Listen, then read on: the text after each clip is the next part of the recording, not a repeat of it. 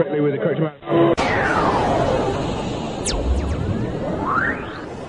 D20 Radio, where gamers roll. www.d20radio.com.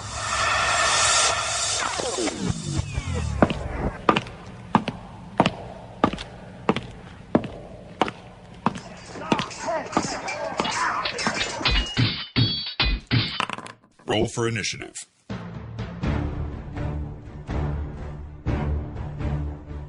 Welcome, everyone, to the Roll for Initiative podcast. I'm Vince McMahon, along with Jason the Body Ventura and the Macho Man Nick Savage. How are you guys doing tonight? Doing great, man. Doing great. Yeah, we have a great show for you tonight. Jason's here as usual. I'm here. Nick's here. And what are you guys, starting with Jason, how's your gaming been going last week? Oh, well, I'm kind of taking a little bit of a break for all of the holiday stuff that's going on right now, so not much to report back this week. Definitely. All the holidays come up. By the time this comes out, people will be rolling into Thanksgiving, so happy Thanksgiving to everybody in the States. Although, actually, now that you mention it, I guess I think it's this week that the New York Redbox is going to be having another Gamma World session, so I'll be over playing that this week. So at least I'll get some of that in. Oh, you're so lucky. Nick, what about you gaming-wise? Well, I had a big weekend in gaming. Well, for one, it was our annual potluck dinner for our game night every November that we have. And that went very, very well. Everybody brings something that they make and have a nice big old feast for the whole gaming group. And so that was really enjoyable. And this is my my friend Jeff's game, the Quest for Bob, that's been going on. And it was awesome. My magic user was lucky enough to get pretty much a hold of an entire research library. Ooh. And amongst the books are 22 spell books. Wow. Yeah. So I'm like totally set. Nice. Let's see. I haven't really been doing much either. I was trying to get a game going on Saturday night, but it was me and one of the listeners, Crispy, was on. We were trying to figure out a game, but we didn't realize that there was a game being run, and you too can join that game on Saturday nights. It is run by Drama Man, and it's 7 to 10 Central Time on Skype. Come to our forums, and he has a topic there, and I believe it was Goblin searching for silver or silver, something like that. Yeah, it's AD&D First Edition, Goblin, all the silver we can find. There we go. That's the topic. Go in there. He's looking for a few more players, so if you want to join up, by all means, throw your name up there. Yeah, and there, just in case anybody is interested, it's actually a Goodman Games Dungeon Crawl Classic that they're running, so that's pretty cool. Oh, very nice. Nice. Yeah, so yeah, definitely go there. And that's about it. I haven't really been doing much. I mean, other than the actual play podcast, which we canceled on Thursday because a couple people had to drop out, and then Skype was doing its evil, dastardly, you're not letting people connect. So I hate when that happens. We might want to talk about our respective actual plays, because I've been unable to keep mine going for the past couple of weeks just because of responsibilities coming in. We might want to see if there's something we can do. Yeah, all right. We'll keep everybody playing. We'll talk about that. Email. Yep. All right. So, Nick, do we have any stars this week? This week for Pimping for Stars, nothing new this week. So, okay. Yep. Nothing new, but just remind everybody, yes, you can go to iTunes and check for RFI Podcast or Roll for Initiative. Yeah, you won't find it if you search for RFI Podcast. Okay, Roll for Initiative. Actually, and if you check, let us know what you think of the show. If you get RFI Podcast, you'll find the actual play, which is kind of weird. I see. Which is cool. Yeah. I mean, we like that. We want people to check it out. Mm-hmm. But check those out. Yeah, definitely. If you're looking for us on iTunes, search for Roll for Initiative. Roll for Initiative Podcast, and you'll find us. Oh, and one more thing kind of tied in with iTunes is everybody, the iPhone app. It also works on regular iPod, because I just got an iPod a few weeks ago and I downloaded the app and it is awesome. So for the iPod Touch. Yeah. Yes. Excellent. So it works on iPod Touch as long as you have, I guess, operating system 4.0 or better. You're good to go. So I did just get a word from the folks over at Wizard Media who make the app that there will be an Android version coming out soon. Oh, that's awesome. Don't have a date on it yet, but for all the Android fans out there, we'll be taking care of them too. That's great. I just had my friend Jeff ask me about that yesterday because he has a Droid. So soon enough, we will soon enough. And speaking about the app on iTunes, the holidays are coming up, so it'd be a great opportunity to buy the app for a loved one, or maybe even grab a T-shirt for a loved one or yourself for Christmas.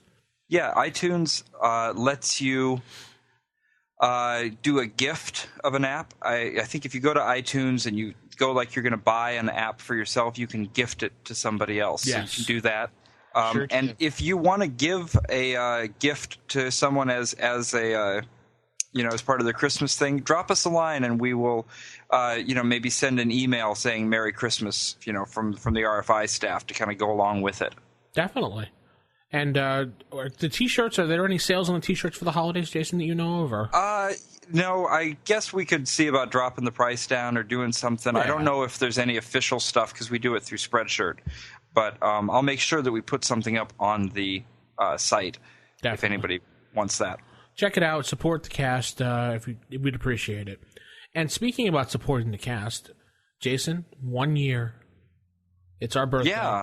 Is this? I'm not good with dates, but basically something like a 1 year anniversary of the show. 1 year ago, wow. 1 year ago, I went to the forums and I said, "Hey, I'm thinking about starting up a first edition AD&D podcast." And Jason, you were the first one to jump all over the idea and email me and say, "Yes, I want to do that."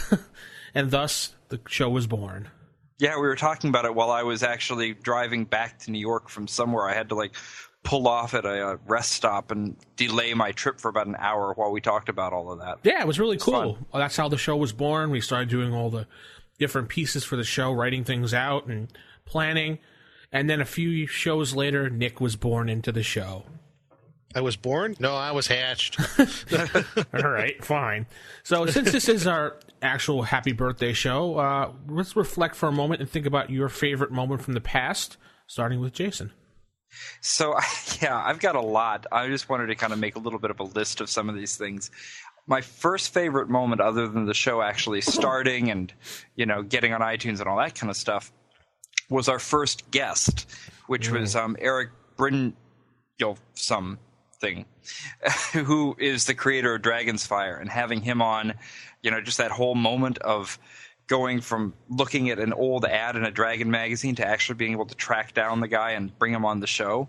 And all of the guests we've had have been highlights for me. Margaret Weiss, especially with some of her stories, about TSR back in the day.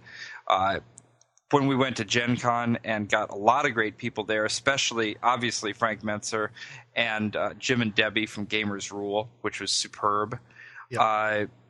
And when we've had some of the people, joining the show in general. So obviously you mentioned Nick joining. That was a big highlight. Mm-hmm. And then getting on the site itself when we got PC Buzz and Todd Hughes joining up and writing stuff, and then getting Matt as our producer. It's just been a lot of moments like that where we've gotten people to join up to the show itself or come on as guests. Mm-hmm. Or any of those things, or just any time we get out there and meet people, it's all been highlights. That's the ones I can think of. Cool. And we'll head over to Nick. Oh my gosh. Obviously being asked to come on as another guest for the show, that was huge. And I thank you both for letting me come on and be a part of this thing, because it means a lot that I could give back to the community, to the hobby that has given me so much enjoyment through all the years. So it's a great way of feeling like, giving back to everything that means so much to me. Some other things I would say, definitely all of the guests that we've had on have been really enjoyable. Especially the last one that we had with Dan Carlin and Hardcore History. That was a really enjoyable for me, because it's like two history guys getting together. Look out.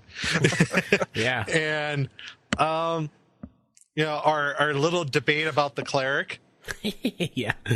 That was actually really fun, and Blood weapons. And the nice thing about that, I think, because being a highlight for me is even though we might disagree on it, we're all cool with it. Oh yeah, I think that's the whole purpose. Yeah, I guess maybe you guess. But and all those things that Jason mentioned too, all those other things, and knowing that every time that we hear that, we're getting more people to listen. The word of mouth, it's really spreading by word of mouth, or you would say through the wonderful world of the interwebs. We're growing, and people are responding to what we're doing, giving feedback to us, giving us ideas for shows, and it's really all been great. I'm just having the best time right now, probably of my whole gaming experience just in these past few years, and especially now by contributing to RFI. Cool. Thanks, Nick. You're welcome, Bits. So what about yours, Vince? My favorite moment, other than yes, I'll tell you now. Okay. Probably was putting the post in the forum and having Jason excitedly contact me back, and we discussed it for like that whole entire weekend practically. Writing stuff down, emailing. That was probably the best part, that someone actually took as much enthusiasm as I did with doing this. So I was happy about that. But as far as shows go, my favorite show probably had to be the Demon Show, when the thing kept screwing up on us. And, oh my gosh, yeah, that's right. I had to use my phone. And Nick had to go on the phone to talk to us, and then he had to leave finally because it took us so long. And it was just that was funny. That's hilarious. Probably the second best one was the Insanity Rules episode, when Jason's like, "Yeah, I thought it meant Insanity Rules." And obviously getting to meet Frank Mentzer in person, someone that I've always played his games and like seen his name on everything. So just sit down with him in the room was kind of amazing. So, and of course Margaret Weiss, lovely Margaret Weiss. Just her products I've seen throughout the time, and actually getting to meet her at Gen Con was amazing. It's just kind of intimidating at first, but yeah. I think that's going to be my favorite moments, and of course Nick joining the show. Yes, Jeff. I left a couple out that are, just everything's standing out so much in my mind. But the Jeff Grubb one was a really big one, because when you mentioned Margaret, the thing about everybody who we've met, who's in these giants in the gaming industry, are they're gamers. It's just gamers. Everybody's just so cool. And I'm kind of sad that Gary or Dave aren't around anymore. I mean, they passed on, and I think they would have looked at this podcast and would have been like, "Oh, that's really cool, double thumbs up," and it would have been awesome. I mean, really awesome. I don't know about you guys, but just to have Gary sit down with us and talk on the podcast as a guest host. Yeah, it's a sad opportunity missed, but hopefully they're rolling some dice somewhere, watching from up above. Definitely, and praising us, saying, "Awesome, guys, good, thank you." Well, I hope so, but I'm hopefully sure keeping the tradition going. That's how I look at it too. Yeah, they're probably saying, "Thanks, guys, for keeping the game alive." So, and the one other guest I really wanted to mention, but forgot to just a minute ago, was all the guys from Dead Game Society over in Chicago. Oh yeah, yes. We consider them our kindred spirits in the Midwest. So. Yeah. Excuse me, wow, I lost my voice. I'm so choked up. I'm verklempt. I love you guys. Yeah. No. I love you, man. Yeah, man. Even though I tried to kill your character. Hey. Nick, blunt weapons. That's all I have to say. Tell us, why don't you guys go to the forum, start a topic, and tell us your favorite moment for the past year. Let's want to hear what you have to say, what you like. I want to hear the biggest screw up, the crappiest moment in the year. I want to hear the "don't ever do that one again on your show" moment. Yeah. And I'd like to thank, actually we should probably definitely thank the creators, I shouldn't say the creators, but the voiceover actors for Thane. Oh, well, and the creators of. Yeah, he's also the creators of, yeah. Yes, well, we'll keep Thane's identity secret. Of course, we thank Thane himself. Yeah. And Glenn, and since we're mentioning people joining the staff and everything else, Lass for joining as a forum moderator. Yes. Absolutely. With saying all these names, I'm sure we're missing somebody. So I just want to apologize right now for the person that I'm forgetting, because it's probably our wonderful producer Matt. Yeah, I mean, the person I'm forgetting is probably the most important one, and that's probably why I'm forgetting. So whoever I just left out, I'm sorry, because I know you were the most important one. And thanks to Glenn for the lumpers. We definitely love the audio drama. Appreciate that. And anyone else, like Jason said, we didn't remember, we appreciate you too, especially Matt, who sits in the background quietly to deal with our show the whole time. Our shenanigans. Our shenanigans. Hey, don't say shenanigans. So, thanking everybody. We're going to look over onto the site. And we have an article you wanted to talk about, Jason? Oh, yeah. I don't know if this will be up by the time the podcast goes live or not, but we have a cool new one that is in the way, or in the queue, and it is called the Deck of Dooms. Cool. So for anybody who is a fan of the Deck of Many Things, PC Buzz is putting together the Deck of Dooms to go along with that. And the one other piece of news I wanted to mention is that the module which Todd Hughes is working on, his latest module, which is called the Equinox Demon, or the Equinox Demon, I'm not sure how to pronounce it, but the Equinox Demon is nearly finished. We're working on the layout and the artwork, and should not be too long before that is ready. It'll be the first module that is released as a Roll for Initiative special bonus. So Sweet. Excited about that. Nice. Oh, and everybody who keeps asking on the forums, the DM screen is still being worked on. The artwork is still being worked on. And as soon as we get the artwork done, it'll be released. Yeah, so that's actually something I want to ask any of our listeners. We were originally planning to put this out through a print-on-demand company that did those types of things specifically. We still may be able to do it that way, but we're looking around for other options. So if anybody has any ideas about print-on-demand for DM screens, or other options we might look at, just drop us a line and we'll work that one out. Definitely. Okay. I think that's about it for the news and the show notes. Let's head into Sage Advice. Sage Advice. And welcome to Sage Advice. So before we go into everything, I just want to remind everybody how you can submit your questions for Sage Advice. You can email us, rfistaff@gmail.com. Yay. You can leave us a voicemail, and you can do that by calling 570-865-4210. Oh my God, he said it right this time. That is 57 086 here we 4210. And you can also send us mail. You can send us postal mail. Go on to our website, rfipodcast.com. Down at the bottom, you will see our mailing address, and we give extra priority to actual physical postcards and letters and things like that come in. So that's another way you can get a hold of us. Yeah, and we challenged the Shadow to write us again, because I haven't heard from the Shadow in a while. Yeah, that was great. Anybody who sends us mail gets 100 experience points. Exactly. Use them as you will. Minus 99, though. All right, so starting with Roger. Mm-hmm. He asks, I run a group that has a married couple as two of my players. They're already kind of on the rocks, and I think we're getting sort of a click and clack the Tappet brothers here. We're going to do relationship advice. Yeah. Okay, they're already kind of on the rocks, and the husband is, well, to put it frankly, he isn't grasping the rules of the game. He's disruptive, and he's constantly questioning my intentions of killing the players. I'm kind of ridiculously lucky when it comes to crits, but I'll start pulling my punches if I'm getting close to total group death. Okay, story trumps all to me. We've put off playing because we like to be able to talk about the game publicly, but we don't want to play with the guy. I'd just kick him out, but I don't want to be another source of issues between them, and, well, we like her, but she's constantly defending the guy. Yes, they have problems. Any advice on how to proceed would be awesome. So, what do you do when you've got personal issues of any type coming up in the middle of your game?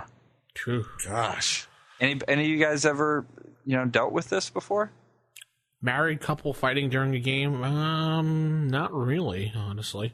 I mean, this could apply to a lot of things. I mean, not just a married couple, but I mean, anytime you've got this kind of personal issues coming up like this. Probably the best bet to do is just say, listen, we can't, no offense, we can't take your husband, and we're going to have to say goodbye to both of you. You're ruining the group. That's the most, I don't know if I'd be quite as blunt as that, but yeah. That's the direct approach, or you can do the indirect approach, just don't call him again. Yeah, well, no, I mean, I think, I think you're probably right, is that you don't want to put any more tension in, Roger. You might not want to say, okay, you can play, but your husband can't. Before you do, though, I mean, see if there's some way that you can maybe straighten this out so they can both play, because it's a real shame to lose your players. So if you, I don't know, obviously, I just know what's written here in the email, but, if you can talk to the husbands separately and say, don't be antagonistic, don't tell him you're being a so-and-so and all those kind of things, but just try to find out what's making it so that he's not having fun. Because if he's being disruptive and, doing these kind of things, then it's about him not having a good time. See if there's some way you can do that. If it means maybe sitting down with him for a couple of one-on-one sessions so that he can grasp the rules a little bit better. Maybe he's playing a character class that's difficult for him to grasp. I don't know what he's playing, but I'd try that first. Yeah. Well, usually go to him. I mean, obviously, it's good that his wife is taking his side. I would hope so. That maybe that says better things for their relationship. So see if you can get him on a positive note first. Sounds like he's being disruptive because he either doesn't want to play the game or he's just there because his wife is there. Could be. Yeah. I mean, maybe he's just doing, if he's getting upset because players are getting killed or whatever, maybe he's not, doing well. And it's no fun to do badly in a game. No. Right. Maybe it could be just as simple as he just doesn't want to play. Yeah. And like you're saying, he's just going along just to go along.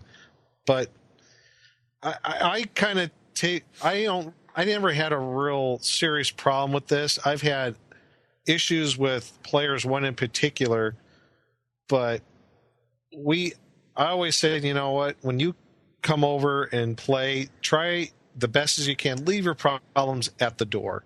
Don't bring them in here, and don't let it come over into the game, because we're all here to enjoy ourselves and to socialize and have fun.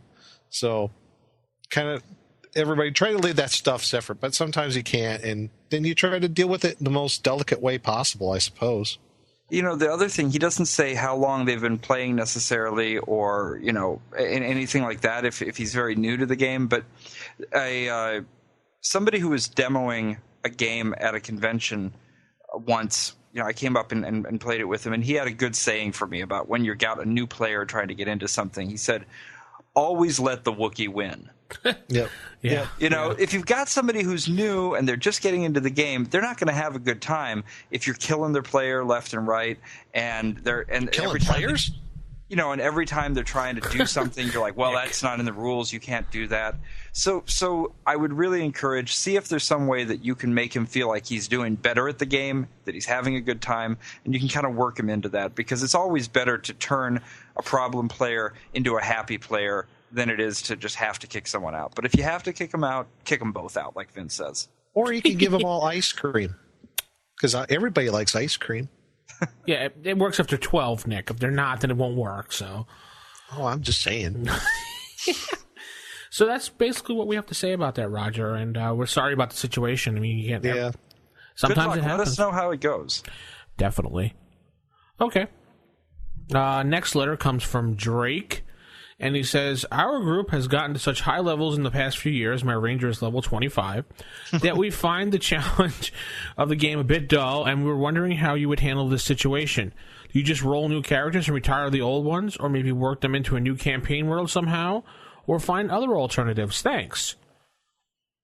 Well, I mean, the time-honored practice for us has always been when your players are getting... your characters are getting so high level, that's when it's time for them to start settling down, establishing their strongholds, keeps, druidic forests, or whatever. And yeah, so you're kind of retiring them. If you want to take it on into the point of you're engaging in these big political struggles, and you're taking it out of the just one-on-one adventure, that's kind of interesting. Or you can just retire them and they become heroes and legends that your next characters aspire to be like. Or I was thinking about this. You can use those characters as, like Jason said, to retire them as Lords of the Land, put them into the new campaign as like contacts or something. People that like in the kingdom, you can go for like reference for this or that, or need some help. You go to them for advice, something like that. Nick, give them ice cream. No, Nick, ice cream. There's a lot of ways you can go by this. I mean, if they haven't done it already, high enough player characters, I don't know, take them on a big old multi-planar campaign throughout the plains, something like that. Or grab the Immortals box set. Yeah.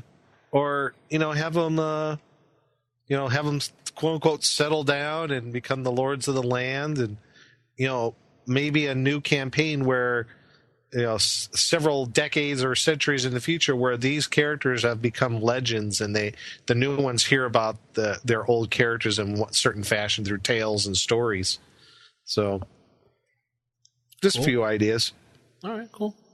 Tell us what you do. What happens, Drake? We want to know. And our next letter, Nick? Yeah, we got our, looks like our last write-in from Tessa. And Tessa asks, or says, I listen to your podcast whenever I make NPCs or work on campaign plot. I really enjoy it. I don't play old school, but I find your advice helpful even for Pathfinder and 3.5 editions. I'm writing in to ask about a specific monster, the Lich. Number one, the Lich. Here you go. The Lich. I'm looking to use one as the big bad evil guy in my campaign I'm DMing. I'm not quite sure how to use him in battle. He has to be a magic user, create a phylactery. Yep. But this makes him weak in combat, having to rely on minions. But Liches also have great touch attacks, and they could be really nasty against players. Have any of you used the Lich against your players? And what kind of tactics would you recommend? So, Vince, any ideas for the Lich? I've never actually used the Lich at all. Never. But if you would, what would you think of doing? I give him ice cream. Now I'm living to regret that. Yes, you are. I don't know how I would use a Lich. I mean, I would probably keep him in the background and try to have him every once in a while launch up to do his touch attack, but try to stay away from the players so he doesn't get hit. But he does have a pretty good armor class, so I don't really know. I really never thought about a Lich to use a Lich. I'm sorry. I mean, I haven't done that. I have not had a Lich in my games either. But the sort of general thing that I would say about some of these really big bad evil guys is that it's a lot more fun sometimes to have them controlling the minions and never being the one you actually get to go up against, that they wouldn't stick around to try to be destroyed, or go into that. I think the Lich is a lot more interesting if the combat never occurs one-on-one with them, which, okay, it's a little bit of a cop-out, but I do think that it's a lot more amazing when the monster in the dark never comes out to fight, so to speak. True. So maybe we should be doing a little bit of looking into Liches and consider it for a future show. Because you raise a good point. We haven't really taken much look into it. No. But I think as far as whether this is between Pathfinder or First Edition or anything, I think probably reasonably similar approaches would make sense. So I'm glad to hear that people are listening to the show for Pathfinder type of stuff as well, because I think it's relevant. Oh, yeah. Pretty much. Yeah. Okay. So, Nick, did you answer this one at all? Or? Well, the only thing I had ideas, like if I were going to use a Lich in my campaign, which no one might pop up, I envision the Lich using like minions, but minions that I think would be either undead, like ghouls, ghasts, things of that nature. Not necessarily a whole lot of skeletons or zombies, but maybe. But I envision them using minions like a little more of the intelligent type undead. Also, for other minions, I can picture a Lich making a lot of things like we had that Caryatid column. Mm-hmm. I can picture a Lich using something like that. I picture lots of traps being used in its lair if they finally get to there, a la Tomb of Horrors. Mm-hmm. And I also think that a Lich might enlist certain evil magic users or clerics to help it get to its ultimate goal, and maybe work through them to get to its ultimate aims of destroying the group, or getting the great MacGuffin, wherever the Lich is trying to get, or something like that. So I kind of see a lot of that happening too. Yeah, I mean, the thing about the Lich is that it's not necessarily such an incredibly powerful one-on-one opponent to face, so much as it is, like you say, all of the intelligence that it has to command all these minions and those types of things. And a Lich is not, I mean, by the very nature of what they are, they're these creatures that just refused to die, essentially. This is a magic user who said, death is just not it for me. I don't care if I've hit my natural age or whatever. I'm going to keep on going. And they've gone to the point of storing their soul in the phylactery, etc. I think their very personality is going to be one of not sticking around to get killed, of trying to escape.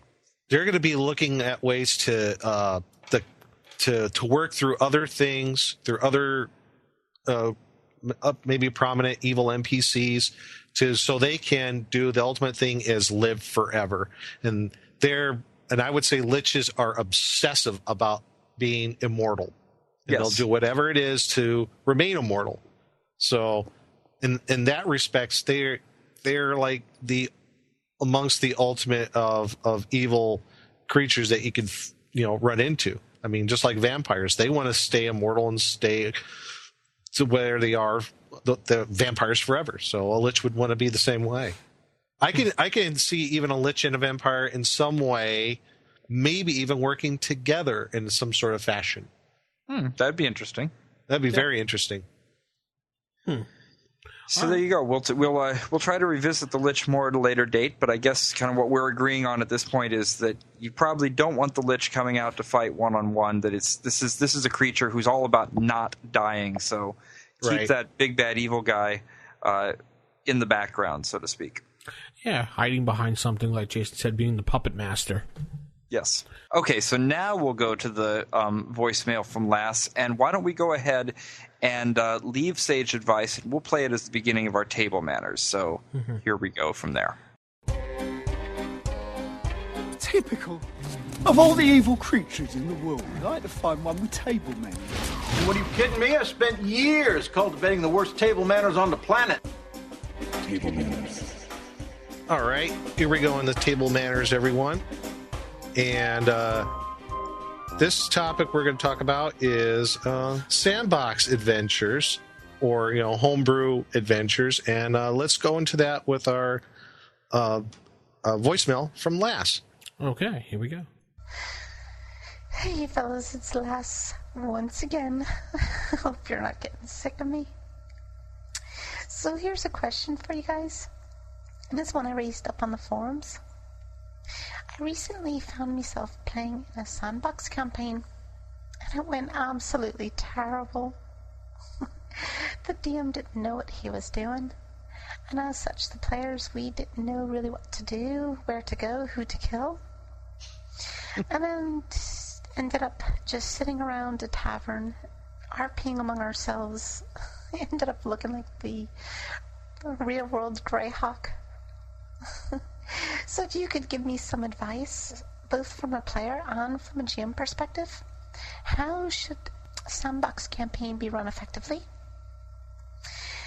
Cheers. Well, Lass will never get sick of your voicemails. Never. No, not at all. Keep sending them in every Not week. at all. All right, Yeah. so you guys got to help me out a little bit here, because Sandbox adventure. Give me a description. Okay. Give me a definition of Sandbox adventure. Nick, go ahead.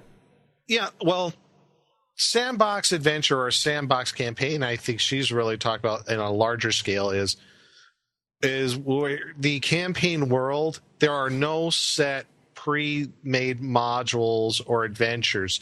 Everything generally the DM does is pretty much on the fly. Okay. He might have some notes, some information about the game world that they're in, but all in all, it's up to the players to interact with the world and make things happen without using any like pre-published modules and what have you. So that's pretty much like a sandbox. Right. Okay, so it sounds to me off the bat like if you're going to run a sandbox, you've better have a lot of the world in your head, because people are going to be just going anywhere they feel like. You don't have a specific story in mind for the day. You're just basically running around the world that the DM has in their mind or on their paper, right?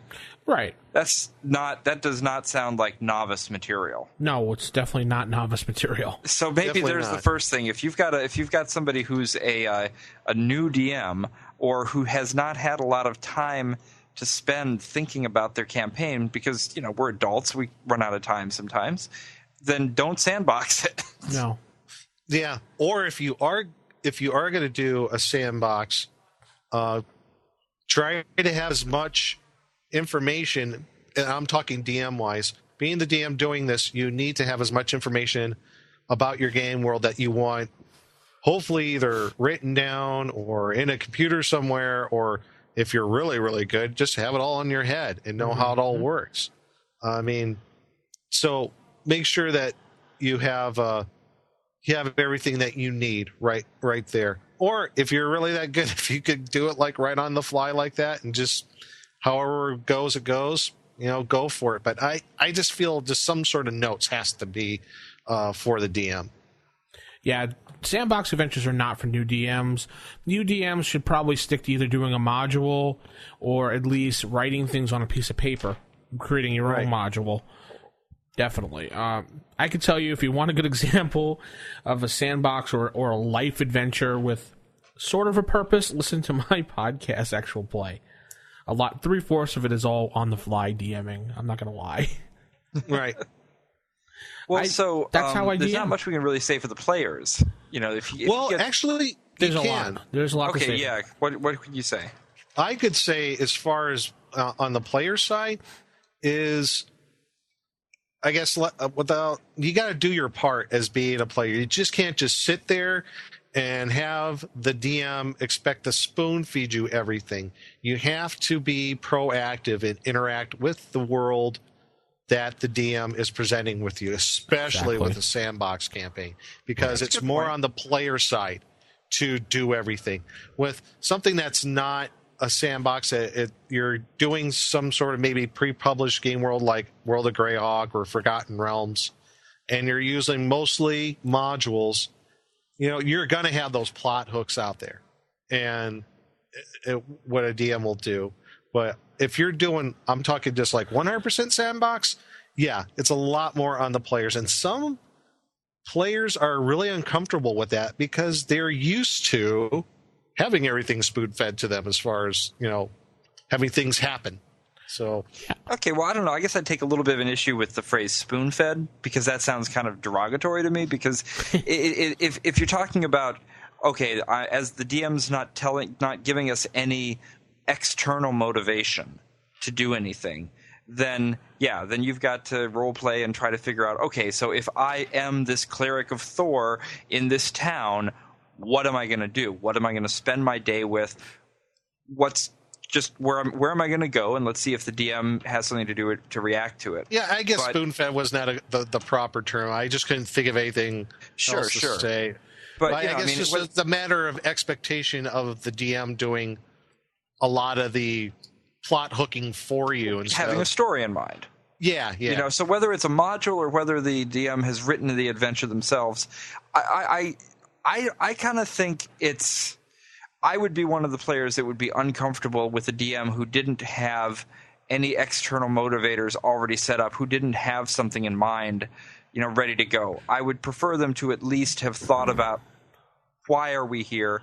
This is a game. This is a story. Please have a story in mind. If you're just creating a world to go around and see what we can do, maybe that's appealing more to somebody who falls a little harder on the role play side, somebody who's more of a Cthulhu type player that really just wants to go and they're not even worried as much about, I don't care about rolling the dice. I got a story of my own to tell as a character.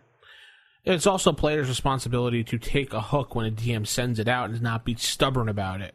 Yeah. Yeah, I mean, the whole you see the fire raging in the orphanage, we're going to go to the bar.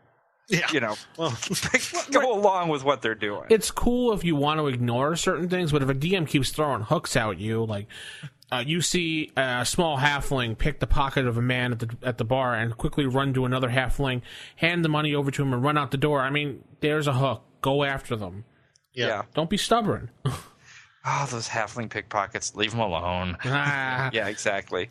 Yeah, try to have fun. But other tips for players other than that, but that's all I can really think of. But for DMs, at least if you're going to run, I call these, instead of Sandbox, I call it either life adventures or on the fly adventures. I like it. Life adventures. That's good. That's a great Joe. That's the great Joe DM term. He always call because I would always ask him, "What's the name of this campaign?" He would just go, "Life." Vince, when are you going to get Joe on the show? A lot of people have asked me that. I cannot find him. Go find him. Get him on the show if he exists. He does exist, and maybe with your resources, Jason, of finding things, maybe we'll talk after the show, and you can help me. Okay, maybe we'll try to hunt him down. We'll get those kobolds working on it. He is in New York, I know that much, and he's in Long Island, New York, and he is a great DM. If I could find him again, I would love to play in a game with him again.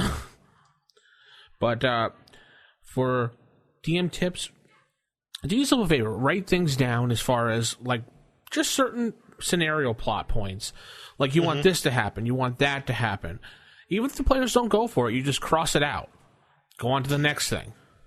Okay, that's a good point now that you bring it up about if you're running a sandbox or a life adventure or something like that, it seems that your record keeping is going to be a lot more important. Yeah. Because you need to know things like, what time of day is it right now? What is the weather like? How much has everybody had to eat? Where are all the various NPCs at any given time? So that when they go into a building or when they go out into the countryside, you know what's actually going on. You're not kind of just, I wonder what'll happen, what will happen now? It is 6 o'clock in the evening, the time when the dragon normally leaves his lair, and they happen to be going by at that time. Aha, something happens. You're definitely going to have at least one Sandbox town or city or village written up somehow. Right. Yeah. You have to have it. That's important to have that. And those are, it's a lot of fun to make your own. Obviously, that's something that can take up a lot of fun weekends or just time sitting around making those. But when you should be you working. don't have to. Yeah. There's some really good ones out there, and there's a couple that I would recommend as my favorites. One of them is not actually published for AD&D. It's not published for D&D at all, but it's the Thieves' World city. So now I'm stalling to try to remember the name of Sanctuary. So you can actually pick up a book called Shadow... names, things, I forget. Anyways, Shadow Spawn. I think it's Shadow Spawn's Guide to Sanctuary, which is a really good one, especially if you read those books, because you'll already probably have the city of Sanctuary in your mind. Or you can go to the Judges Guild, the famous city by the Judges Guild, City State of the World Emperor. I could do one even better if you're completely lazy and don't feel like making up all the stuff. You can go to a website called... it's called. I'm looking at the name now. It looks like mathmagician.net, and he has a town city generator. Yeah, there's a lot of those kinds out this there. Is not the basic one. It goes as far as because I printed one up before the show, for example, just for this. It gives you how much the town is worth in wealth, who the captain of the guard is, who is on the militia. It goes as far as listing how many shops are in the town, who owns the shops, what stuff is in the shops. It gives you various NPCs in the town. So the town has 100 people, it'll give you 100 NPCs.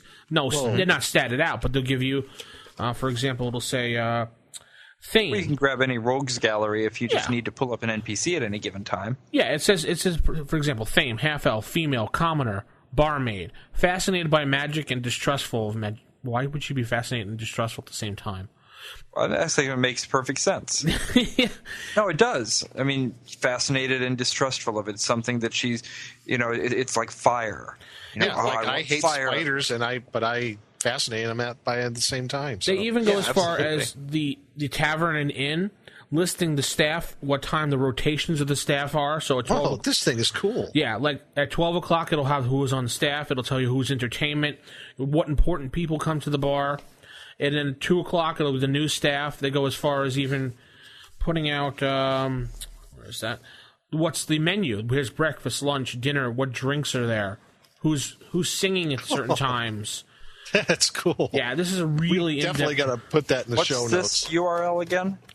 It is www.mathemagician.net. And so Mathay. Yeah, magician.net. So I thought it was Math Magician at first, but now I'm looking, it's like Math A. So hold on, I'm getting actually a really completely different. I'm getting somebody's PhD website. So there's a slash. So MATHE. Magician. .net. And then slash D, and then the letter N, and then D again. D&D. Okay. It's not working for me either. So we'll just have to put this up in the show notes so I can find it later. But that sounds like a really cool tool. I'd love to be able to see it. Yeah, it's really cool. Yeah, and if you have a favorite fictional world that you like to read about or watch in films or anything, you've probably got a lot of a world in your head, already there too. So combine these things together, and I can see making a sandbox would work pretty well for that. Cool. This is actually a good point where I was talking about this whole thing, putting this on the show this week, is there was kind of a debate going on the forums at Dragon's Foot.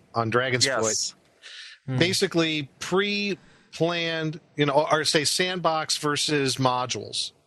And there was a debate. Yeah. Was it that, or was it the idea of writing your own versus playing a pre-published module? Well, yeah. Either writing your own versus buying a module and using that. And one of the debates was a person was saying that basically if you're using pre-published modules or what have you, that you're not a good DM and you're lazy. Oh, so disagree with that. I couldn't possibly disagree with that more. And I totally disagree with it. Let me try really hard. Nope, can't disagree anymore. I completely disagree with it. And I thought, no, it has nothing to do with DM ability. I'll tell you right now, it is a lot easier to write your own and run it than it is to run one that somebody else has written. That's harder. It can be. You've got to learn their world. You've got to get in their heads. You've got to memorize those things. You've got to actually take, it's a lot harder to just pull something on the fly. If you've got your own that you've written up, you've got it in your head, and it's very easy to take liberties with it and to kind of shuffle them around. Right. If you're reading somebody else's, you've actually got to try to if you go off script, so to speak, you could completely screw up where it's going, and it's actually a lot more difficult. So you basically have to do all the work of reading it and learning it, plus the work of thinking about how you would create it for yourself. It's double the work. Yeah. Well, it all depends on how well the module's written, I guess, how much work a DM has to put it into their own game world or into a pre-existing one that they bought. For me, I use almost exclusively modules.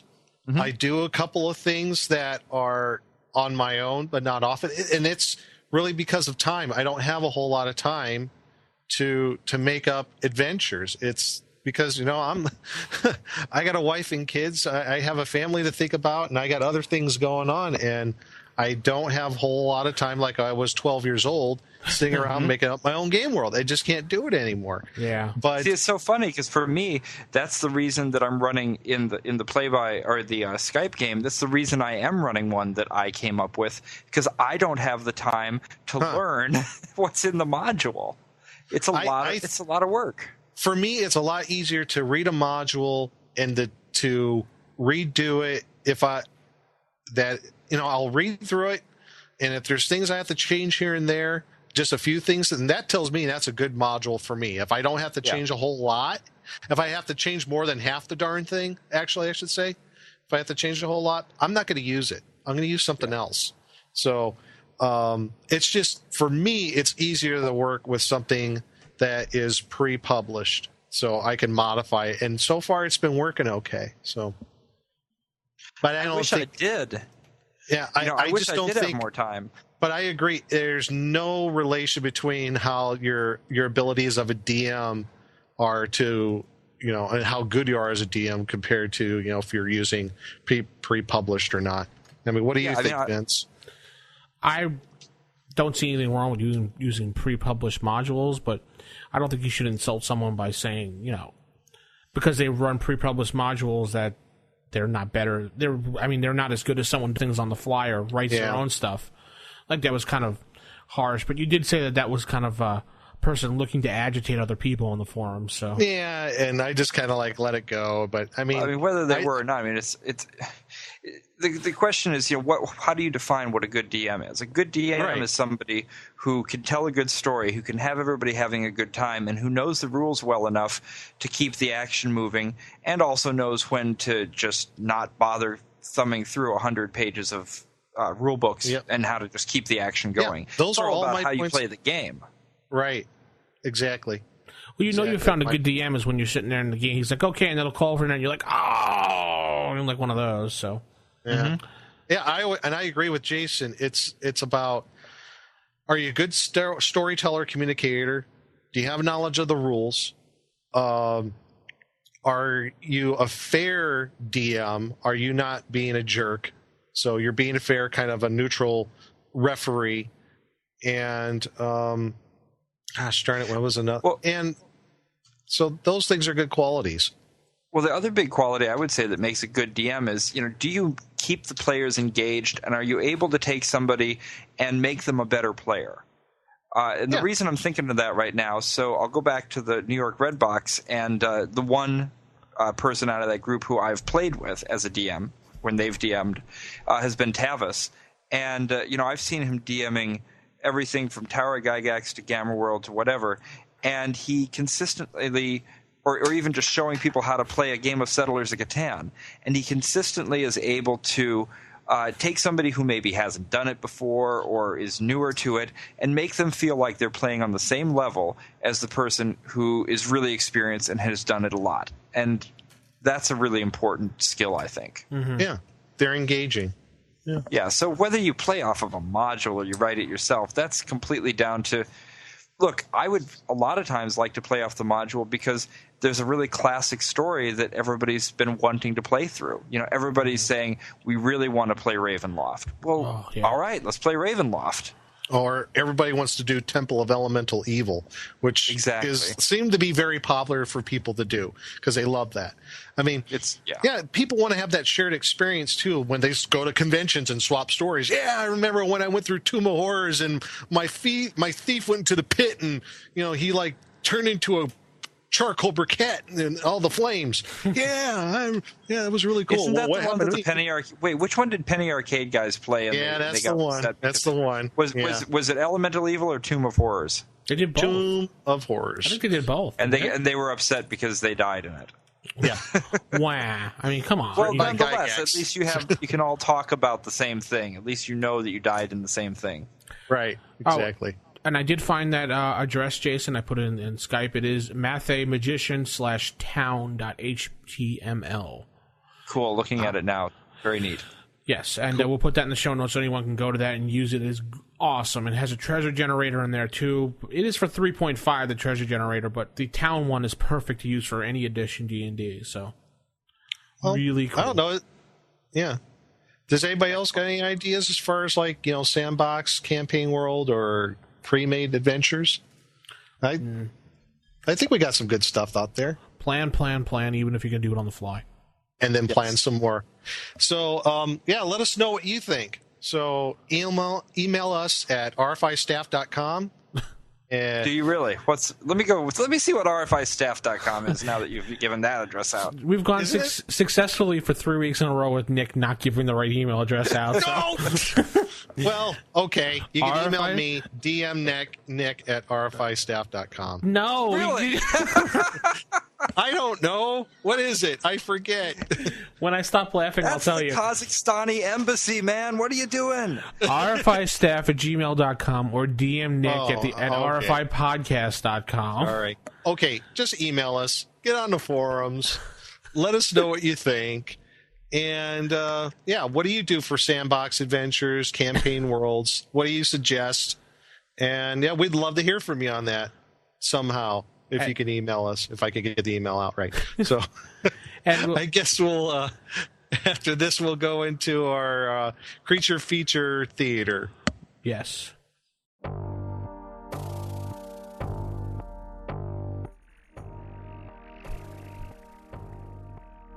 Creature feature theater.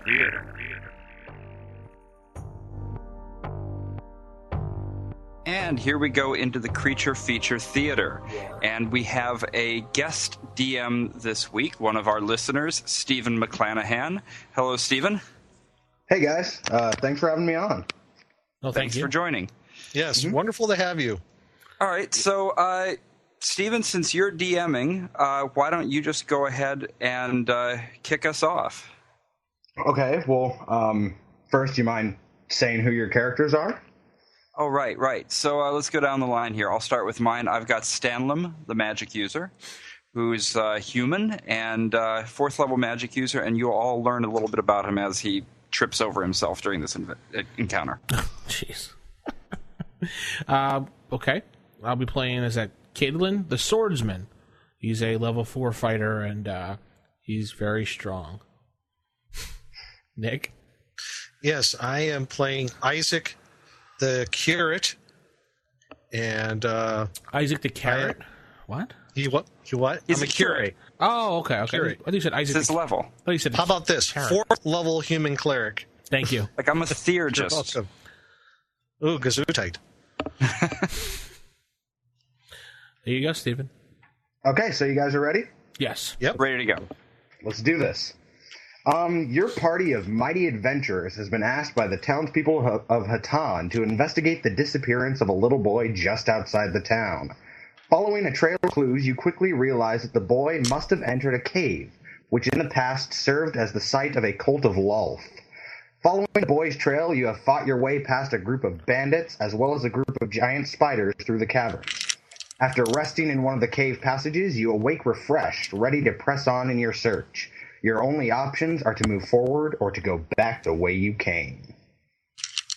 I say we go back. We go back. Yeah, we go back. Who's End of Fighter? Do you want cover. Fighter? You should lead the way, and maybe the cleric in the back, so I can stay safely in the middle, away from harm. I think you should take a poll and go ahead of us and start tapping on the ground. Yes, of course we'll go in front. Good plan. Yeah, I will go in front, walking around, searching, making sure no one's attacking us. Okay.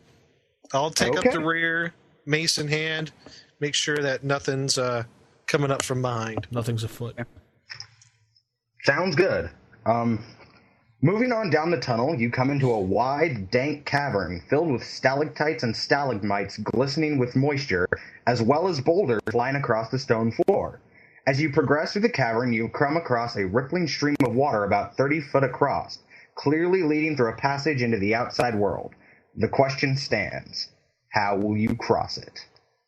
Oh, if only I knew which were the stalactites and which were the stalagmites. Stalactites hold tight to the ceiling. I think they stand up tightly. So the river's blocking our path. Yes. Yes. And it is obstructing. Is it? Can we see kind of how it's entering and leaving? It's leaving from two holes in the side of the walls. Like it's leading from possibly a cavern into the outside world on the other side. The same width all along. Yes, it's 30 feet across. You've got 30 feet to clear to get to the other side. Let's disbelieve the water. You disbelieve it, and it remains where it is. Worth a shot. Yeah. So how big are these stalactites or stalagmites? Indoor. They're pretty big. Like, their base could be the size of one of the boulders on the ground. Wow. Can I have one of you roll a d6 for me, please? Oh. Jason, go ahead. Okay. Let's see. 1. Your senses must be slow today, for you are surprised to see several of the boulders rising up off the ground, unfolding themselves into several humanoid shapes. From what you can see of their fronts, which is free of the coating of earth and shine on their backs, they appear to be pale humans wrapped in dirty strips of cloth. They shamble at you, fists raised. Shambling. Oh, lovely. All Okay. right. You're Guess surprised? initiative, huh? Oh, surprised. Yep. So, there are 2 of them. The first one will move to attack the cleric, and the second one will move to attack the fighter. So, we have rolling. The first one misses the cleric. Okay. And the second one misses the swordsman. Yeah. Nice. So they're kind of like humanoid rock people? No. As they move towards you, you see what appeared at first glance to be the boulder, the shine, the coat that could have been the boulder's top starts to drip off their backs. Oh, so it's almost like they were camouflaged, like they were in ghillie suits or something. Yes. How big are they? They are man-sized. Man-sized. Okay. Ooh. Okay. They appear to be humans, wrapped in very pale humans, wrapped in filthy white cloth. Bandages, yes. So I'm going to need your actions, gentlemen. I am going to cast shield around the party, in front of the party. Okay. Yeah, and cleric here, I'm going to cast bless, so everybody will get at least a +1 to hit. Okay, and the fighter? He's going to take his longsword +1 and bash the nearest one that's close to him. Okay, roll for initiative. All right, I got it. Got it? Okay. 5. Okay, so they proceed first. Are we going for low initiative? Yes. Okay. The first one, the cleric, or the one on the cleric, swings wildly and misses. Yay. What are they armed with? Nothing. Where are They're the flailing at you with their fists. Just claws and stuff. Yep. Okay, got it. The second one on the fighter swings wildly as well. See, when they shamble at you, they're no danger. Yeah, I know. Famous last words. It's the ones that run, the George Romero. Ooh, yeah. So, it would appear to be Stonlom. You go first. Your spell is shield, correct? Yes.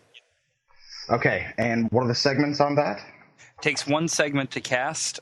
It's verbal and static, so I just say the words and move my hands, and now everybody has the equivalent of an armor class 2 in case they throw anything at us. And that's about all it's good for. Okay. So you cast the spell. Are you prepared to cast the spell? Yes. It is Isaac's turn. Isaac, you let off your bless. What is the time segment on? 1 round. So next round, it'll take 1 round to cast. Next round, it'll go into effect. Okay. And it'll last for 6 melee rounds. Okay. So, Kael'dan, you may strike. All right. Natural 20. Natural 20. Nice Well roll. done. I wish I had a camera to take a picture of this. Lucky. Are we doing crits or no crits? Oh yeah. We are doing crits. All right. Can you roll again, please? Roll again. Okay. 4. 4. Okay. It's just a normal hit. I play with confirmed criticals. Ooh, 3rd edition roll. Yuck. I'm Never sorry. heard of that, but it sounds good. It works. Let's see here. 5 points of damage. 5 points of damage. Okay. That's with doubling. Yep. As you swing your mighty blade and slash into its body, a thick secretion, a sour-smelling glue-like substance pours out of its body in rags and sticks to your sword. And as you try to pull it away, you cannot. Oh, MG. I know what this is, too. Oh. Nick sings his I Know What It Is song.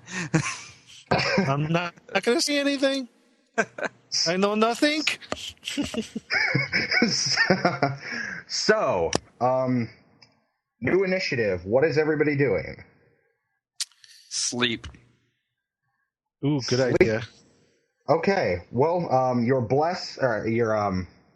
your shield goes off. Yes, it does. Yes, it does. Your shield goes off. So everybody now has the equivalent of armor class 2 for thrown weapons. And you're casting sleep now, correct? Mm-hmm. Are you? And what is the bless fighter is in and the effect cleric? right now, too. Yes, the bless is coming into effect. What is the fighter and the cleric doing right now? Gee, what else do I have to hit with this thing that I won't lose my weapon? Well, normal reaction for a fighter right now would be try to rip his weapon out, so that's what I'll be doing. Okay. Cleric? Nick? I'm thinking. Not much time for thinking in a battle, son. I know. I have nothing that will help as far as spells, so what the heck? I guess I will try to hit the thing as well. I mean, there's nothing else I can do. Okay. I'll hit it with my mace. Initiative, please. Oh, okay. 1. Woo! Ooh. So, Stalom, you go first. You let off your sleep spell, weaving the signs and chanting in your arcane tongue, and release the magic. Squishing my life. And they do not appear to fall asleep. Oh. Oh, it was my favorite cricket, too, and I've wasted it. Oh, man. So, it is now the fighter's turn. Kael'dan, you will attempt to pull your sword off of it, or out of the creature's body. Correct. Please roll me a strength check. What number do I need to get? Under or below your strength. 5. So you've got it 13 below. Well done. Let me get. You tug and tug, but it does not seem to come loose. Now, Isaac, you may swing. All right. 6. I'm sure I missed. You rolled a 6. Okay. Yeah, no modifiers. And you miss. Oh, it is their turn. Actually, no, because I'm rethinking what I'm going to do next. Okay. It is now their turn. The one that Kael'dan struck will attempt to press farther on and swing at him with his fists, hitting in the process. Ow. Ouch. Dealing 1 point of damage. Oh. However, as he strikes you with his fists, flailing them around, they make contact with you, and the sticky, sour-smelling substance drips from its hands and sticks to you. Ew. He is now stuck to your body. The second one will strike at the cleric. Okay. And misses. Oh, good. So, new initiative. What are you doing? I have my torch. I can see my character sheet that I'm carrying a torch. So I'm going to attempt to burn the creature that is attacking our fighter. Okay. And the cleric and the fighter? I am going to get out a torch and I'm going to light it. So this run, that's what I'll be doing for my action. Okay. And Kaelin. He's going to take out a flask of oil and bash it over the creature so when Jason hits it with the torch. Good plan. Okay. Initiative, please. 2. Ooh, well done. Stanlam, you go first. And what happens? I'm torching him up. You're torching him up? Yeah. Okay, you press forward, strike him with your torch, roll to hit, please. Okay. 19. Ooh. You hit. All right. Please roll me damage, d6. Oh, really? Okay. Yes, like a club. 4. I will take care of the rest. He howls in pain as the fire touches him. Oh. It melts. Burns! Wow. It burns at some of the substance stuck to his body, and it melts on his arm. Great. Yeah. Creatures made out of Gorilla Glue. Yeah, really. Okay. Kaelin. Who is throwing the flask of oil onto the now burning. Okay, you are throwing it on. Roll to hit, please. Missile weapon. Missile. 17, yeah. Woohoo! Well done. You have hit. It sails across, smashing over the creature, and the fire burns even brighter. It howls even more. Nice. Isaac, it is now your turn. Yep. I am, since I didn't have a torch out before, I'm getting out a torch and lighting it now, so that'll be my action this turn. Okay. So, let me get this all down.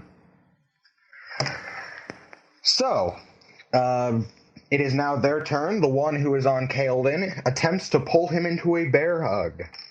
Ooh. Please make a strength check for me, Kaelin.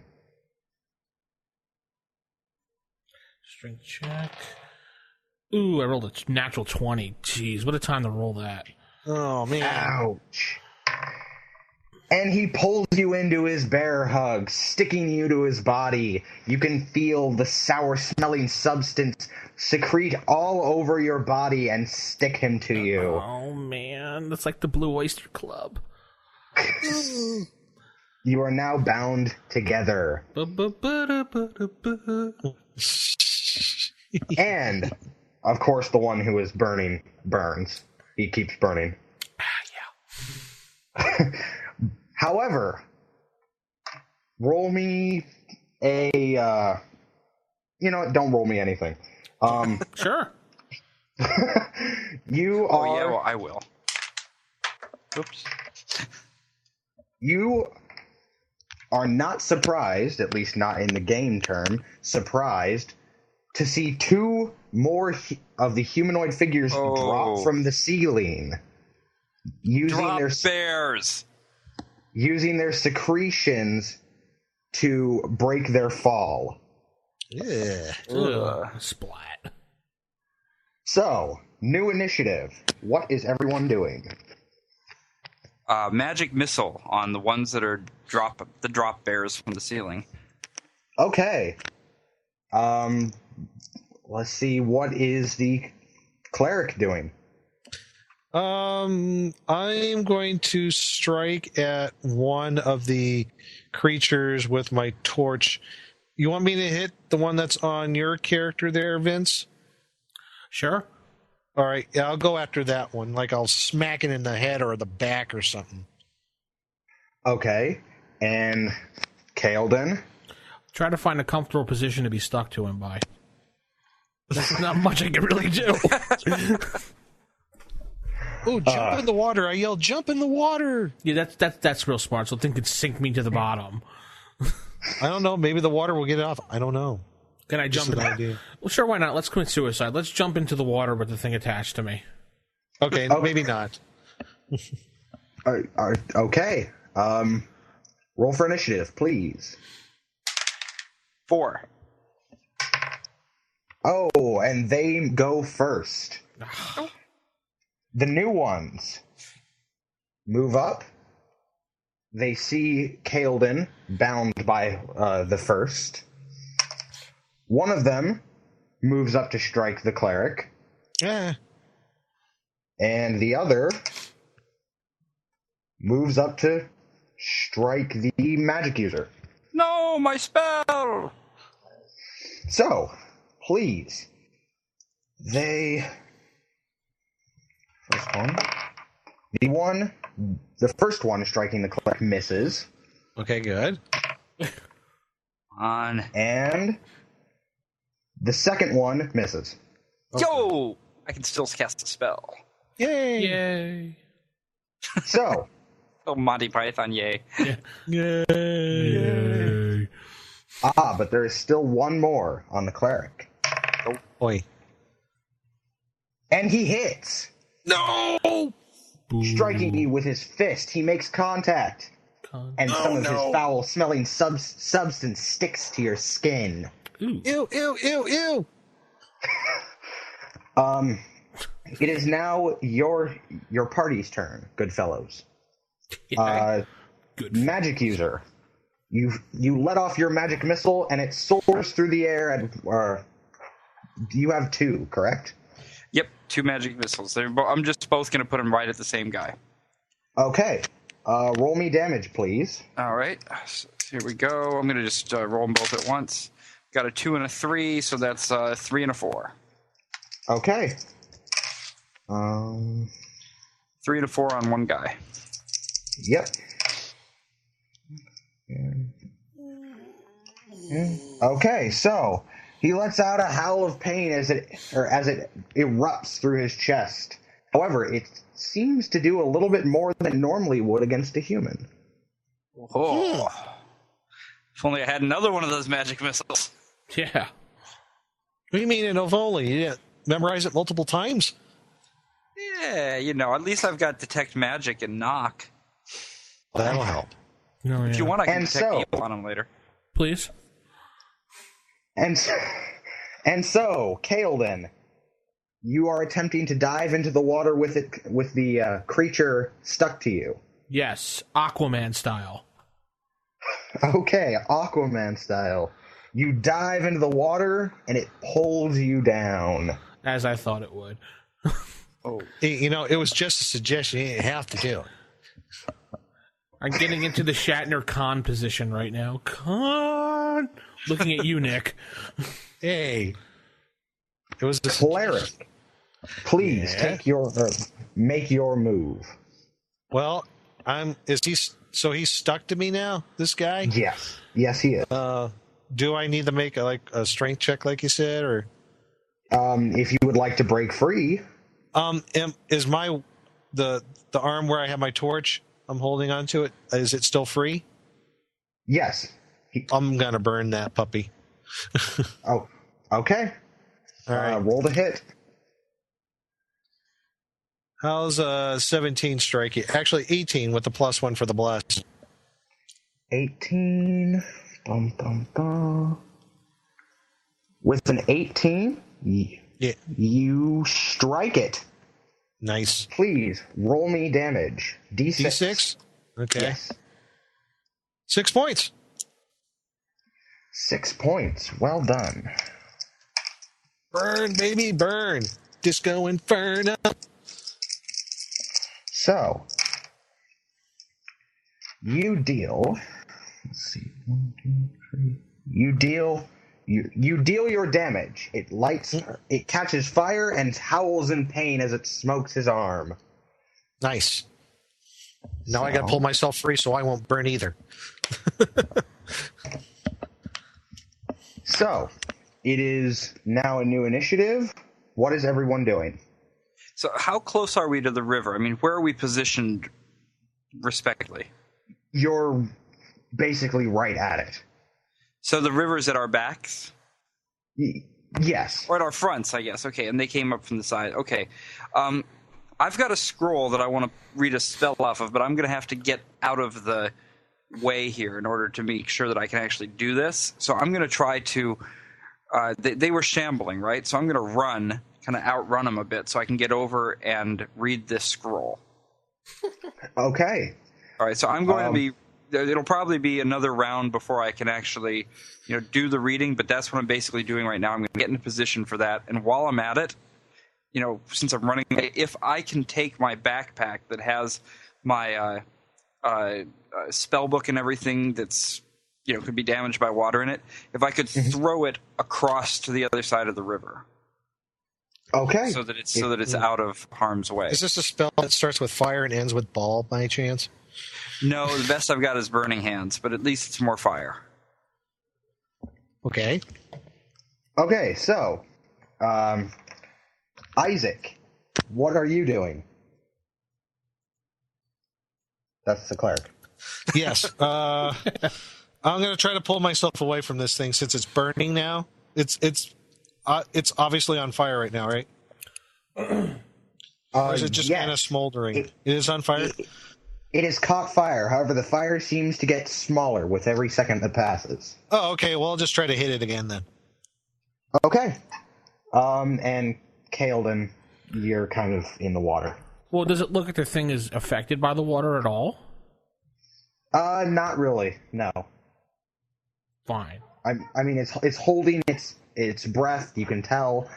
However, it seems to be pulling you down. Well, I'm going to attempt to hold my breath and out-breath it and give it the stink eye while we're floating down. Okay. So, initiative, please. All right. 1. Well done. Stonlom, you rush over and attempt to throw your backpack over the side. Please roll me a dex check. Okay, let's see here. What is my dex again? So just a straight dexterity check? Yes. So dexterity is 14, I think. And 9. You successfully throw your backpack across the stream. Okay, so the only thing basically that I was keeping with me was the stuff that's, I was throwing the backpack with the watery stuff. I've still got my scroll and my torch and all that business. Yeah. Okay, so, Kael'dan, you're in the water, and you're giving it the stink eye. Gurgle. You should be able to, try to at least pull yourself out of there. It's pulling him down. Yeah, it's pulling me down. The creature. Can you... Isaac, you are attempting to swing at it. Please swing at it. Yeah, again with the torch, and I rolled an 11 plus 1 for the bless, so B12. Okay. Let us see here. 12 and... You miss. Darn. So, it is now their turn. Kael'dan, as the one on you pulls you down, it secretes more of its sticky substance, and you are released. Huh. Woo! However, it seems to be shifting around from behind you as if to get into a dominant position. Whoa, now. This is a G-rated podcast. Yeah. A different kind of monster. Yeah, really. And now the one stuck to you, Isaac, will attempt to pull you in closer. Oh, Roll me a strength check. Okay, so below my strength? Yes. I got a 5. How much farther is that from your strength? Let's see, I got a strength of 13, so 8. 8 points. And you I'm a history successfully keep major, it at not bay. Oh, good. I'm a history major. I'm not good at math. Not the math podcast. The second one that was on you attempts to come up from the side of you and hit you. Please. Oh. And misses. It seems that your attempt to keep the other one away has also kept the one that coming at you from the side away. Nice. And Stonlom, the one chasing you, seems to follow. However, it must reach you before it can strike you. All right, so I'm going to read the scroll and read the Burning Hands. Okay, which leads to what Kael'dan and Isaac are doing. Okay. Nick, go ahead. Okay, all right, I'll go ahead. I'm going to hit this puppy again. With the torch, okay. Yep, 19 plus 1, 20. Okay. That's a definite hit. Okay. Roll for damage. Ooh, 6 points of damage again. Sweet. Excellent. And it collapses, burning at your feet. Yay. Yay. I think I'm probably going to go help the fighter then after this. And pulls you down with it. Oh. No, I'm just kidding. No. It's as it falls, its hand secretes more of the substance and it releases you. Oh, interesting. So, Kael'dan, what are you doing? Well, you said it secreted some stuff and let me go, sort of. Yes, it did. And it's attempting to shift around behind you to gain a dominant position. Well, I'm going to scurry away and go back up to the surface and get back on ground, if I can. Okay. You can attempt that. Roll me a dexterity check for swimming. Under it? Yes, please. Woohoo! 5. Well done. You pull yourself up and you breathe a strong breath. You are now above water, but it will take you next turn to get to the shore, to get to land. Okay. Okay, and Stonlom, you are reading the scroll. What spell are you using? Burning Hands. Burning Hands. And the casting time on that? 1 segment. 1 segment. Okay. So, you release it on which of them? Just the guy who's chasing after me. I'm going to be holding my hands out at him now that will burn him if he gets near me. Okay, basically, what it does is jets of flame will be shooting out of my fingertips, so I don't actually have to touch him to do it. I can actually make like a fan of flames at him and just shoot him right at him. Nice. Okay, so you raise your hands, cast the spell, and as the flames shoot from your hands, I need you to roll me damage. Okay, well, actually, this one is I think it's the damage is just based on my level. So, it's just 1 hit point of damage for each level of the experience of the spellcaster. So that'd be 4 points of damage. Okay. The fire shoots from your hands and hits the creature. However, it doesn't seem to be as affected by it as it was by the other fires. It keeps progressing on, never letting out a scream as the others did. Natural the fire. Extra magic missile was not as big of a deal as it is with the Burning Hands. So, it is now their turn. They will rush up, and the one that's on you, the magic user, will rush up and attempt to swing at you. Okay. And misses. Phew. The one on the curate, the cleric, will strike at him, seeing as how his fallen foe has let go, and makes contact. Ow. Dealing 2 points of damage. Ow. And he is now stuck on you. He will attempt to pull you in closer. Stuck on you. I got the feeling that what? I was thinking the same thing too.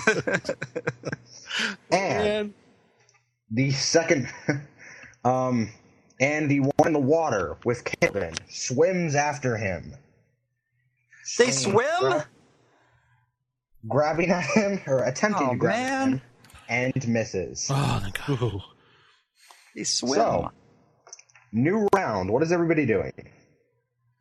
These guys are tough. I am going to swim for it. This is why I threw my stuff across, because I thought I might have to swim for it, and I didn't want it getting wet. So I'm going to swim for it, try to get across to the other side of the river. Okay. Let's see. Kaelden, what are you doing? I'm going to go to the other side of the river as well at this point. Okay. I'm the only other one on the side of the river. This side of the river. Great. Isaac, you are being pulled in by the creature. What are you doing?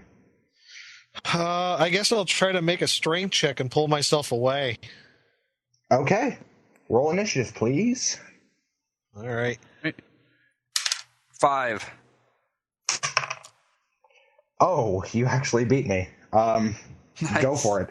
It's Stanlam. You are diving into the water. Make a dexterity check for swimming. Okay. 16. Ooh. I have a 14 dex. Ooh. And you fall into the water, pulling yourself, and you fall.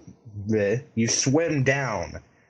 You float I'm not down. swimming so good as what you're saying. Yeah, that's what I'm trying to get across. You're not able to control yourself to the extent that you would like to.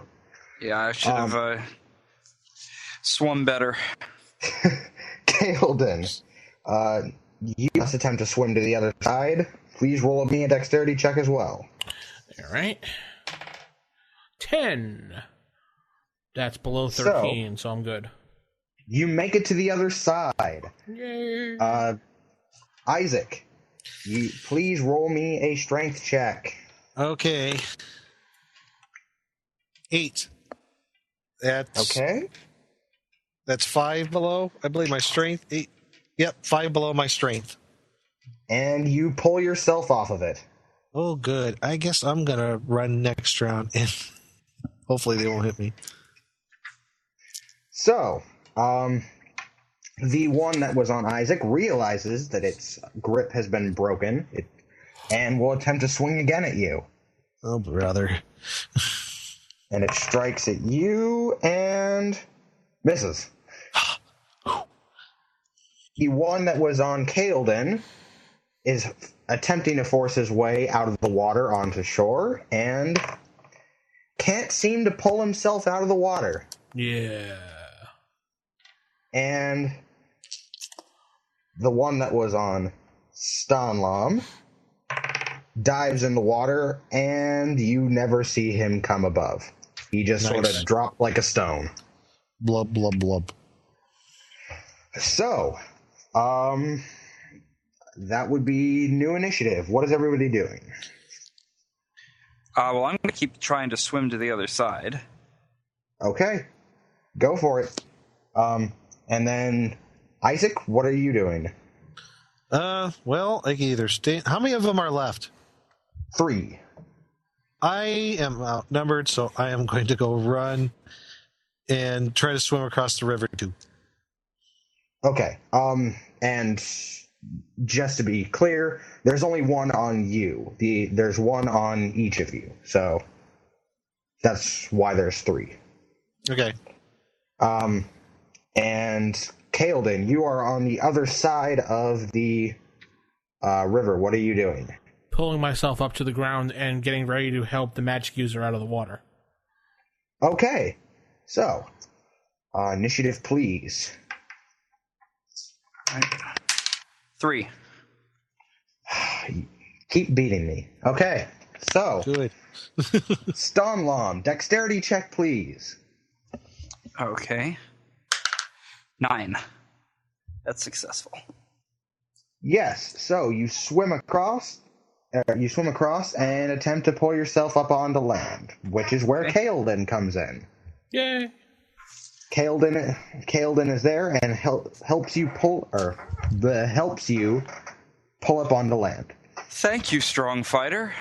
You're welcome, weak, frail magic user. And Isaac, it is yours. You are you are unladen by the burden of this creature. You're attempting to swim, correct? I'm going to swim across to meet my companions. Okay.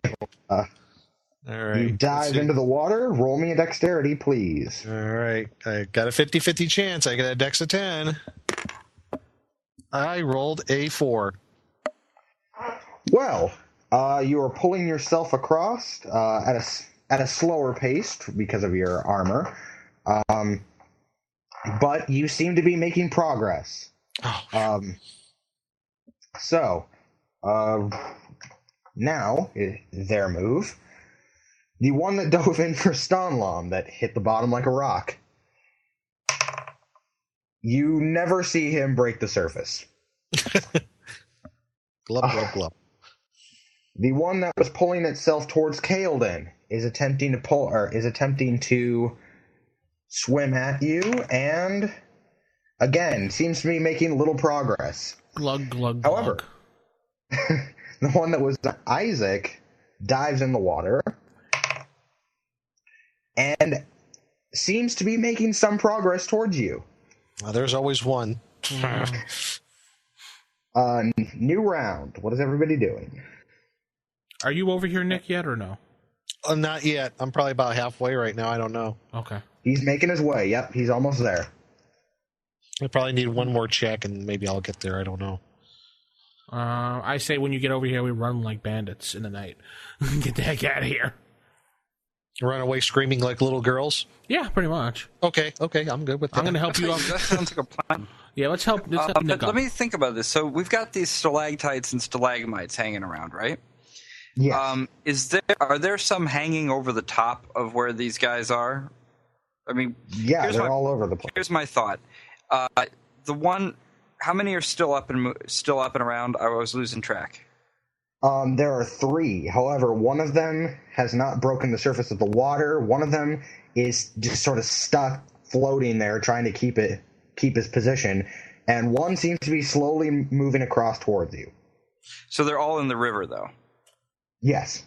Okay, so the one that's making his way across the most successfully, I'm going to cast a knock spell on the stalagmites or tights above him. See if I can cause them to rain down upon him. Okay, give me a second. Let me pull out my player's handbook. Yeah, it's not, this is DM's discretion as to what that's going to do. Knock is a 2nd level spell. Yes. Okay. It's really meant for opening doors, but I figure, maybe. Opening rocks.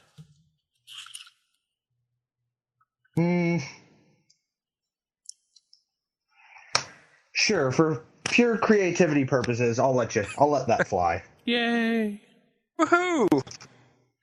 And Isaac? Swimming. Just keep swimming. Just keep swimming. Okay. Here we go. Kael'dan. I rolled a 3.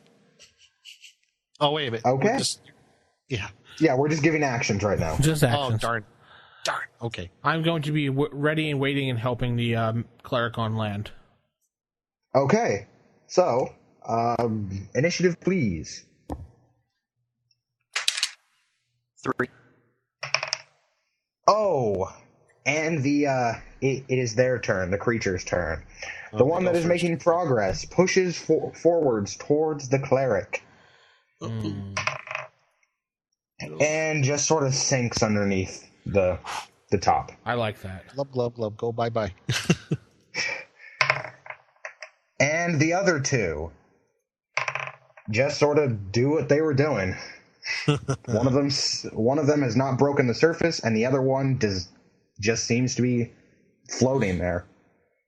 So, Stonlom, you are first. You are casting the knock spell. Yes. So, what is the casting time on that?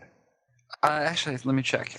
The casting time is Delay. One segment. Awesome. Just One it's segment. purely verbal. I just knocked down some some things. Stalactites. So, as the cleric pushes his way through, which I'm going to need a roll for. Okay. All right, now I'll make my roll. Should I make my roll now? Yes, please. Okay. Damn it. Yeah, it fell. 10 on the nose. Okay. So, as you progress forward, almost losing your swimming stroke, his knock spell goes off, knocking off one of the stalactites, and as it falls, it impales one of the creatures. Yeah. Woohoo! Nice. And how many feet up? That's like D6 times, well, whatever. How many feet up? Impaled. Okay. Impaled usually means gone. Okay. Impaled. And you never see it break the surface of the water again. Really? No kidding. So, Kael'dan, the cleric comes within reach. Help me. You successfully pull him in, unless you're just going to leave him there. It was a suggestion. And you are now... My cleric's intelligence is 7, okay? Duh. You are now all on the opposite bank of the stream, with two of the creatures who haven't broken the surface, and one of them who is fighting to stay above. What do you do? Run. Away. Run away. Run away. You run away from the stream, pressing on through the cavern, and eventually leaving the cavern in general. You have completed the encounter. Yay! Ooh, they were vicious. All right. Well, that's fun. Well, sticky, if anything. Definitely come back. Steven, that's what I call a sticky situation. Nick, you want to take a guess? It's an adherer. The adherer. That is correct. Ding, ding, ding, ding, ding, ding, ding, ding, ding. Nick, you get a no prize. No prize for you this week. All right, so next week we will talk a little bit about the adherer. In the meantime, Stephen, thank you very much for being an excellent guest DM for us here on the show. That was cool. And trying to kill us all. Well, thanks for having me on, guys. Thank you. Almost successfully, I tell you. Okay. Have a great day, guys. All right, so yeah. Ooh, one of those electronic voting dealies. All right, cool. That was an awesome creature feature, guys. What do you think? Yeah, he did a great job. Yeah, we got in a sticky situation there. Nice. The whole time we were doing that, I was sitting here flipping through my DM's guide and my wilderness adventure or wilderness survival guide looking for swimming rules. Nice. So I like the way he handled it, going at it with a, just rolling against your dexterity. I think that was a really good job of, making a decision on the fly. There are some swimming rules, so we might even want to look at these at a later date. I know, Vince, you actually did a thing. Didn't you do something on waterborne adventures in your Save or Die show? Oh, yeah, we did do a whole thing on it with basic D&D on, Sea Adventures we called it, and there really aren't many rules in basic for Sea Adventures, so we were just giving our opinions on what on the fly calls for it. So, well, Tim Kask was saying something at the auction, at the charity auction at Gen Con, about a different system that Gary Gygax had done later, and I think it was with Legendary Adventures, where a lot of things were just based on common sense, and he just said, look, if you fall into the water and you're wearing chainmail and carrying, an anvil in your arms, you're going to drown. Well, yeah, obviously. And if you kind of go back to the Dungeon Master's Guide, it's going more or less along those lines. It's saying, look, if you're wearing armor, you're not going to be able to swim. If you're in magical armor or none, or maybe some leather, you could do a little bit, and it has some basics in there. And then you can go to the Wilderness Survival Guide and get some more specifics if you wanted to play with those rules. Have we done a show on underwater adventures? I thought we did. I couldn't remember. No, well, if we haven't, there was a question in Sage Advice way back when. Yeah, someone you know was what? asking Maybe about. we should do a show about that. We could talk I think it'd about be fun. Yeah, because there's different rules. You know, you can, if you like to go with the survival guides. I mean, I know people's opinions are divided on the Wilderness and Dungeoneer Survival Guide, but we could take a look at the different ways of handling that. Yeah. All right, sounds good to me. And so the 10-foot pole, as we were asking. Oh yes, the 10-foot pole. Our poll was: where did you hear about hear about the show? I actually do not have the site up because my browser just crashed. Thank you, okay, Jason. So, starting from the bottom, we have in last place is a flyer at a convention or store, and that is with 0 votes. Ooh. So that would be 0%. 0 means 0. So that's a shame. We like our flyers, but maybe we'll hand more of them out. Email from a friend is up. Next one up. 3% of the people heard about it from email from a friend. Cool. 5% heard about us mentioned on another podcast. Ooh. So I don't know which one, but thank you, whoever podcast mentioned us. You're welcome. Google, 5%. This is raising as many questions as it's answering, actually. Google was 5%. 6% was through word of mouth, which I think most people interpret as somebody physically telling them. Yeah. 8% through Facebook. So let's see. And I wonder if maybe just that's a smaller number because the people who are on Facebook spend more time on our Facebook page than they do coming over to answer our poll. Possibly. D20 Radio is 16%. Oh, nice. Wow. Then coming up above that, with 23% of the people that first heard about us through dragonsfoot.org. So no surprise. I mean, it's the best place on the web for first edition AD&D. So I'm glad to hear that people are coming from there. And in first place, and telling me that I should have come up with another answer for this, is Some Other Way with 34%. So I wonder what the Some Other Way is. Crystal ball. I think it would be great if people could let us know. Whether you do it on Facebook or in the forums or comment on this story. I'd love to know. So if you heard about it on another podcast, what podcast was it? So we can maybe thank them and say nice things about them too. If you found us on Google, I'd love to know how. I mean, what were you looking for? Were you looking specifically for us or what? What Some Other Way? What was that way? I'd love to know. Like carrier pigeon. I have been sending out a lot of pigeons lately. We've got plenty of them here in New York. We've got a surplus, so I thought, why not write something on their I gave them bracelets. Hey, I know. Maybe it was Nick. Maybe it was the ice cream man. Yeah, we give everybody ice cream. So David Lee Roth told them. That could be it too. Maybe David Lee Roth is listening at this moment. He is your ice cream man. Hello, future people. All right, so I think that's going to wrap things up. Did we have any last-minute news to give out? No, I think I kind of gave it away at the beginning that we're going to have the, the module coming out sometime in the near future. Yeah. Oh, yeah. Right. Do you want to?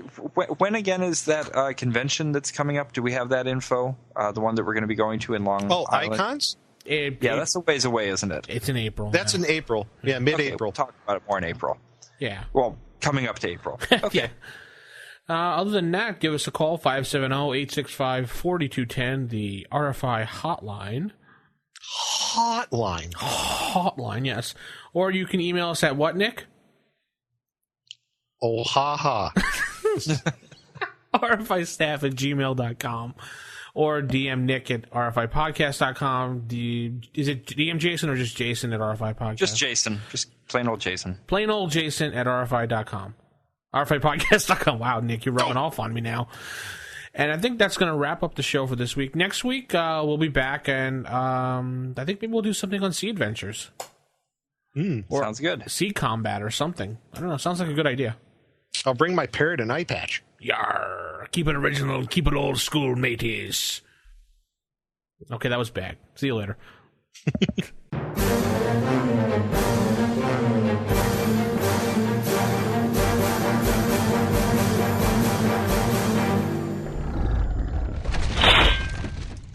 Roll for initiative.